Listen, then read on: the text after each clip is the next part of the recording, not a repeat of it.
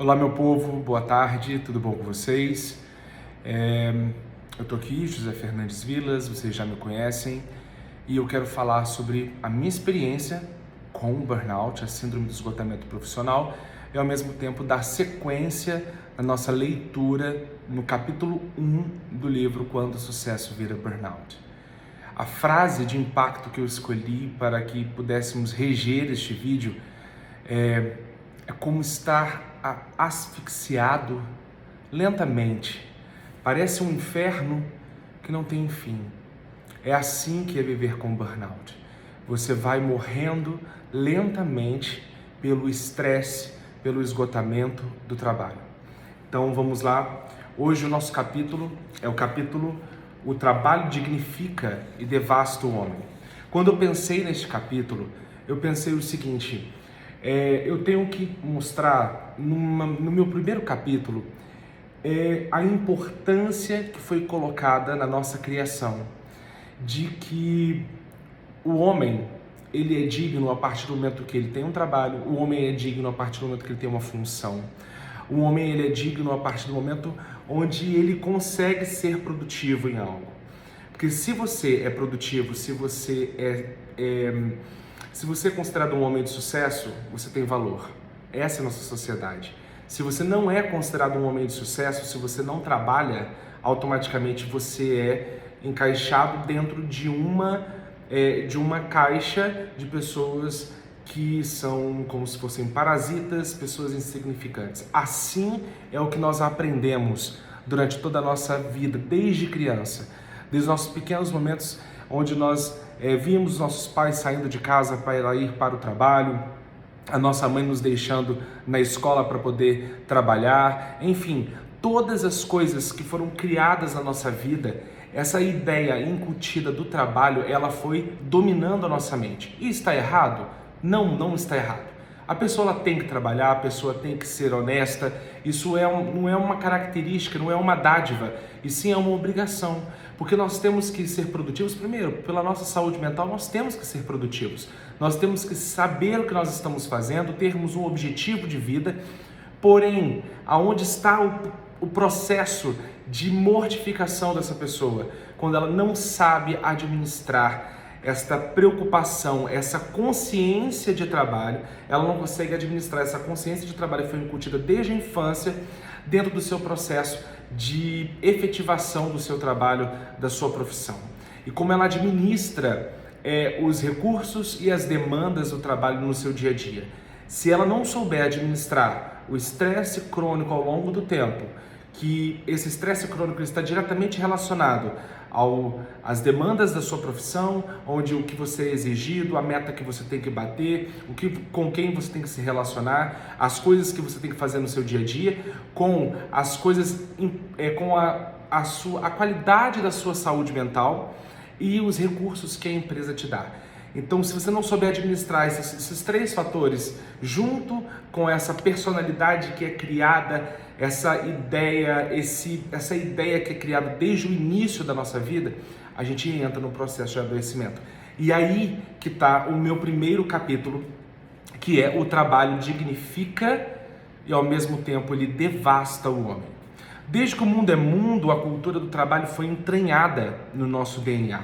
O trabalho é, na verdade, parte integrante da vida da maioria das pessoas. Aliás, muitas vezes desempenha um papel central na vida do indivíduo, porque muitas pessoas, elas têm um trabalho, ela abandona a família por causa do trabalho, ela abandona a religião por causa do trabalho, ela abandona os filhos por causa do trabalho.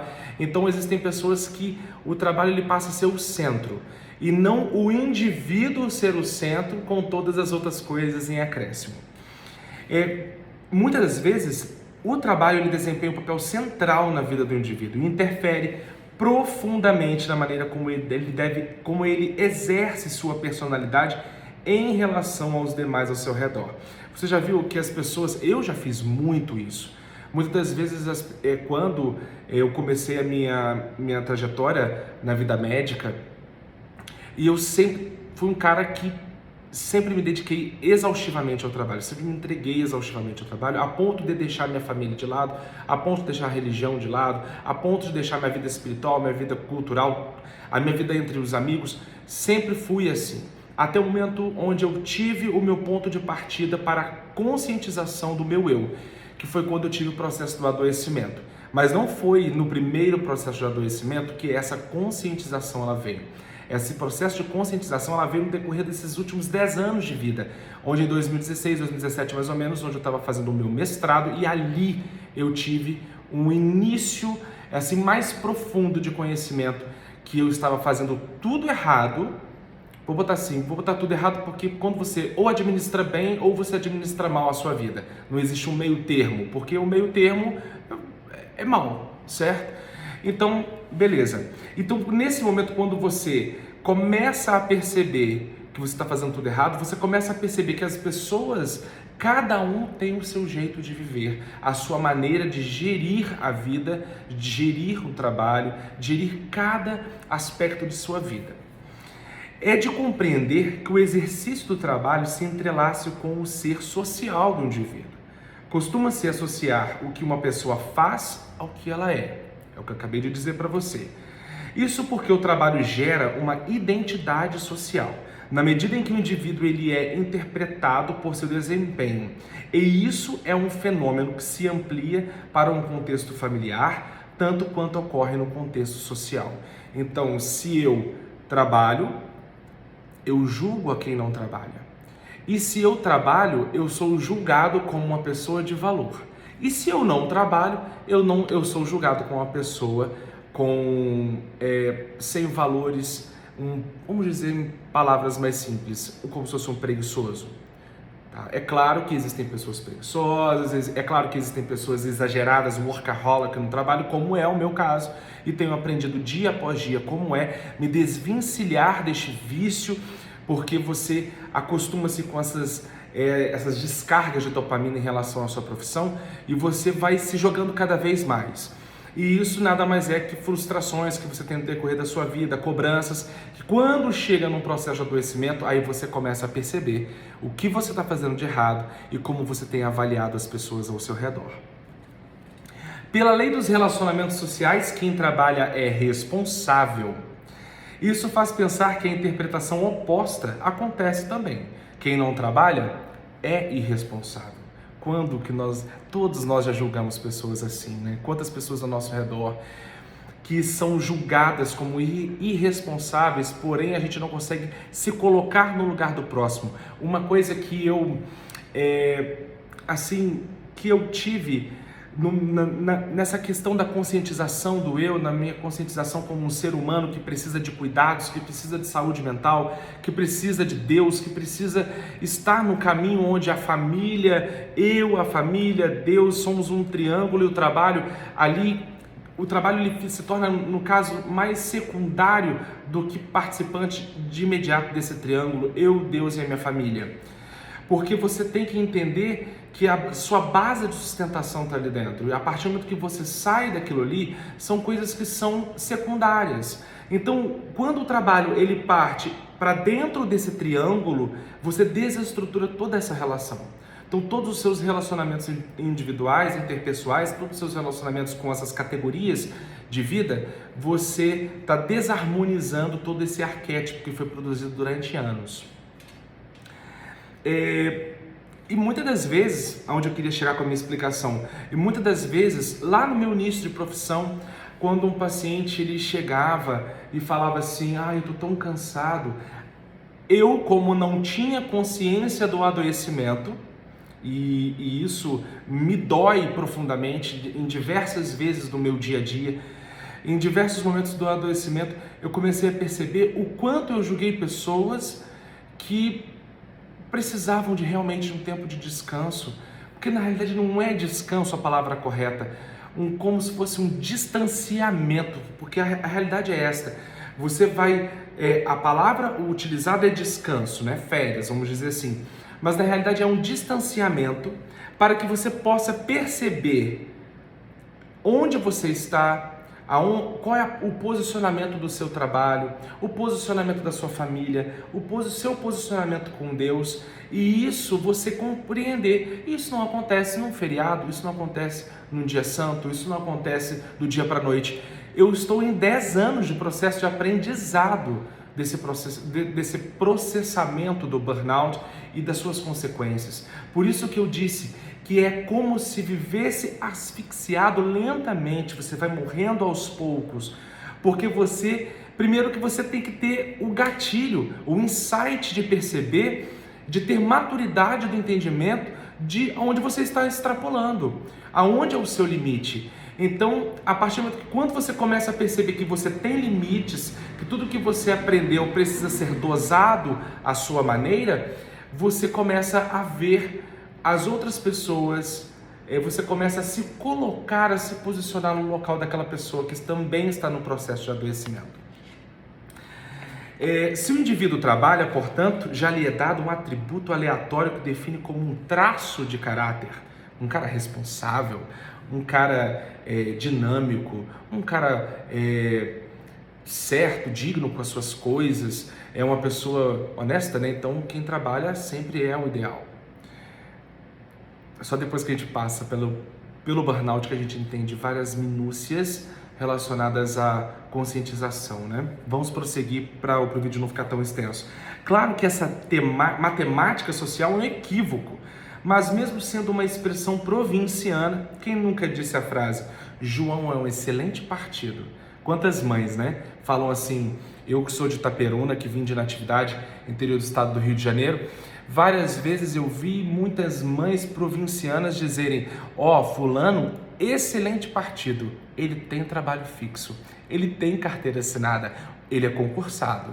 Ou seja, a visão é que você é criado desde criança dos seus pais saindo de casa, indo para o trabalho, eles são pessoas dignas. Se a pessoa, na hora de fechar um relacionamento, né, desse contrato matrimonial, o ideal não é ver o amor, ou se a pessoa é uma pessoa trabalhadora, mas que considera a família dentro do seu primeiro plano junto ali com Deus e a sua estrutura, mas sim, a primeira coisa que as mães comentam e as avós, fulano é um excelente partido, ele tem carteira assinada, ele é concursado. Ele trabalha no fórum, ou ele trabalha na escola concursado. Esse trabalho na prefeitura, excelente. Excelente partido, pode casar. Parece hilário, mas é uma expressão muito utilizada pelas matriarcas familiares tradicionais. Porque a lógica aplicada se ele trabalha, é responsável. Se é responsável, é bom partido. Nada mais equivocado que isso. Em um seriado, eu adorei quando tive esse insight de colocar essa frase, esse parágrafo no livro, vocês vão gostar. Olha só, em um seriado americano chamado Everybody Hates Chris, que é Todo Mundo Odeia o Chris, no qual a mãe do personagem Chris repete em vários episódios, meu marido tem 2 empregos. Quem nunca lembra da Charlene, acho que é Charlene mesmo, o nome da da participante do episódio, e que ela fala lá na manicure, ela fala no salão de cabeleireiro, ela fala às vezes quando ela vai pegar um emprego novo, aí ela fala assim, eu não preciso desse emprego porque meu marido tem 2 empregos. Então eu lembrei disso, porque ela utilizava daquela frase, daquele jargão como se fosse um troféu, porque para você ver, ela é uma mulher do Brooklyn, que é a periferia de Nova York, e numa cidade totalmente cosmopolita, assim, 1 bilhão de vezes mais avançada em conhecimento, em estrutura, que Natividade, que é a minha cidade. Eu estou comparando, gente, não em demérito à Natividade, mas sim porque eu fui criado numa cidade provinciana onde as pessoas falavam, ele é bom partido, ele tem trabalho. Eu estou falando de uma mulher que no final dos anos 80, início dos anos 90, foi sucesso de público no mundo inteiro, e esse jargão ficou para sempre, porque eu não preciso desse trabalho, porque meu marido tem 2 empregos. Quem nunca assistiu e nunca riu com eu acho que é Charlene mesmo o nome dela, falando isso no seriado do Todo Mundo Odeia o Chris. Ela repete isso em vários episódios, meu marido tem 2 empregos, é o troféu dela, o fato de ostentar que o marido é 2 vezes mais competente, mais responsável, afinal, tem 2 empregos. é uma boa ilustração do que ocorre socialmente em torno da equivocada compreensão de que o trabalho dignifica o homem. Outra compreensão equivocada sobre o trabalho é: quem trabalha adquire independência econômica e reconhecimento. Afinal, o trabalho possibilita ao homem concretizar seus sonhos, atingir seus objetivos, mostrar a que veio. Nessa compreensão, ligam-se o conceito de que o trabalho traz independência econômica e, consequentemente, reconhecimento. É uma associação de dois fatores que não necessariamente correspondem à realidade que o indivíduo vivencia ao trabalhar, e não demora até que ele entre numa espiral confusa. Se eu trabalho tanto, por que não tenho independência econômica? E entra a segunda parte da equação: se eu trabalho tanto, por que não tenho reconhecimento? Por que eu quis utilizar esse exemplo dessa questão provinciana do que fui criado, né? A estrutura da minha infância, a questão provinciana do trabalho e a questão dessa atriz falando desse jargão tão famoso. É porque ser reconhecido é completamente diferente de você estar em sucesso profissional e ser bem remunerado por aquilo. Eu conheço inúmeras pessoas que são reconhecidas em cidades, pessoas que são, assim, de fato respeitadas, porém são pessoas que não têm dinheiro. Então, o meu reconhecimento profissional não necessariamente vai bater com a mesma coisa que o outro indivíduo pensa sobre um reconhecimento profissional, sobre o sucesso profissional. E isso nós temos que aprender a lidar com isso. Só que a partir do momento onde é incutido na nossa mente, incutido na nossa história, incutido na nossa mentalidade infantil, adolescente, iniciando a fase adulta, onde você tem que trabalhar para ser um homem responsável, ser um homem independente e um homem financeiramente independente, próspero, eu preciso estar no trabalho. E às vezes estar no trabalho não necessariamente significa ser feliz, porque até onde significa prosperidade? Existem inúmeras pessoas que perdem as suas famílias porque se dedicaram única e exclusivamente ao trabalho. Largaram família, largaram Deus, largaram tudo de lado e foram se dedicar ao trabalho. E assim perderam a infância dos filhos, a adolescência dos filhos, a criação dos filhos, a família destruída, a mulher com amante ou a mulher trabalha e o homem não trabalha, né? Quem é que abandona, quem é que assume esse poder dentro dessa esfera, esse sentido, né, de ser o profissional de sucesso da família? Enfim, o que eu quero dizer... Opa, deu uma escuridão aqui na minha câmera. Enfim, o que eu quero dizer com isso é que nós precisamos entender que sucesso profissional não tem nada a ver com independência financeira.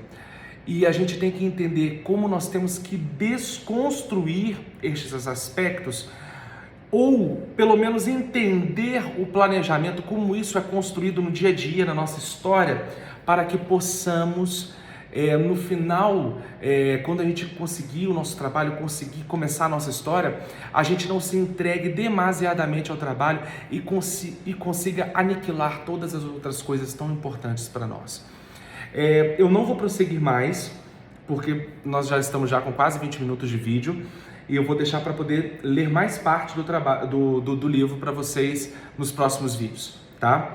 Espero que vocês tenham gostado. Por favor, curtam, compartilhem, pega no grupo de WhatsApp, o link está aqui embaixo na descrição do vídeo, é só você pegar essa setinha e compartilhar lá no grupo de WhatsApp da família, porque com certeza você faz parte de uma família que existem pessoas que interpretam erroneamente o significado do trabalho, do que é ser próspero, do que é ser feliz. Porque existem pessoas que se cobram tanto, se cobram demasiadamente, que não conseguem se desprender do conceito sucesso. E sucesso, parte financeira, e sim entram numa espiral de adoecimento, onde a pessoa está trabalhando demasiadamente, porém não está produzindo como deveria. Esse é um dos conceitos que eu quero discutir ao longo desses capítulos do meu livro para vocês. Espero que vocês tenham gostado. Um grande abraço e até o próximo vídeo. Valeu!